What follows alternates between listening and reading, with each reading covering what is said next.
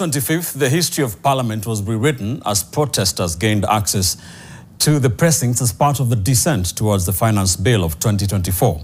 President William Ruto revisited the events of the day as part of his State of the Nation address, where he emphasized the country's commitment to the respect for democracy and human rights.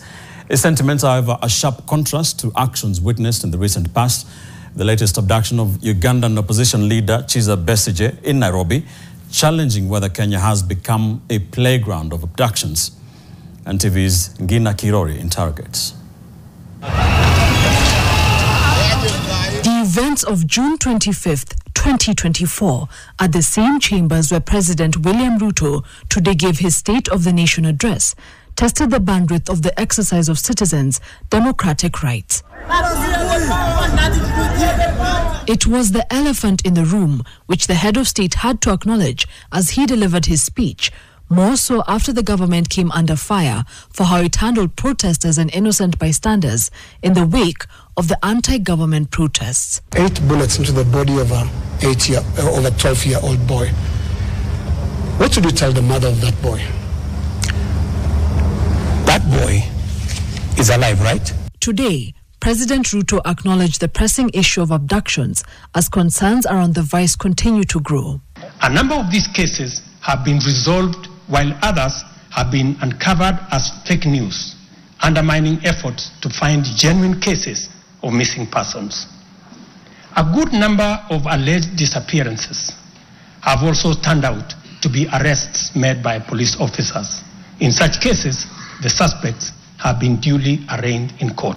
The comments by the head of state, however, hit a tune of discontent amongst a section of Kenyans who question how Ugandan opposition leader Kizza Besigye could be tracked and abducted back to Uganda, with Kenyan authorities denying any knowledge over the case.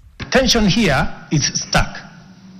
We have a democracy which we are proud of, must defend, and should deepen by all means.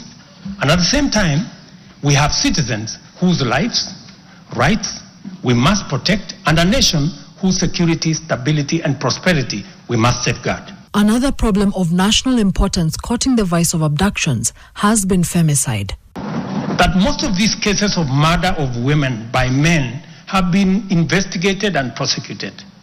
It is my hope that in due course, those found culpable will face the full force of the law. The president has committed 100 million shillings for a safety drive to deal with the issue of femicide. The president closed his sentiments on the issue of enforced disappearances, abductions, and other civil rights infractions by saying this. I must, however, make it very clear that there is no attempt to justify or excuse illegal arrests. Such would be a serious threat to the life and liberty of citizens.